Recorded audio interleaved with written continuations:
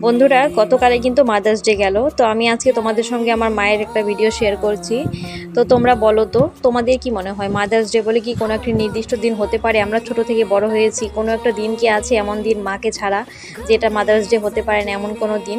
তো এই ভিডিওটা কিন্তু অনেক দিন আগের। আমার মা আমার বাড়িতে এসেছিলো অনেক দিন আগে, কিন্তু আসার পর শরীরটা এতটাই খারাপ হয়ে গিয়েছিল যে আমি আর কোনো রকম ভিডিও শেয়ার করতে পারিনি কয়েকটা দিন।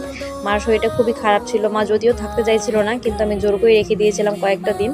আর আমার হাজব্যান্ড বলেছিল মায়ের হাতের মাংস খাবে, কিন্তু মার শরীরে এতটাই খারাপ ছিল যে মা রান্না করতে পারেনি। তো মানে আমি দেইনি, সত্যি কথা বলতে আর কি। তবুও কিন্তু মা বারবার এসে এটা করছিল সেটা করছিল আর বলছিল যে জামাই খেতে চেয়েছে আমিই করি।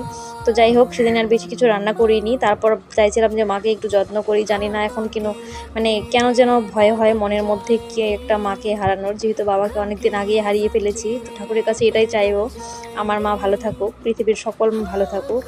मेरी माँ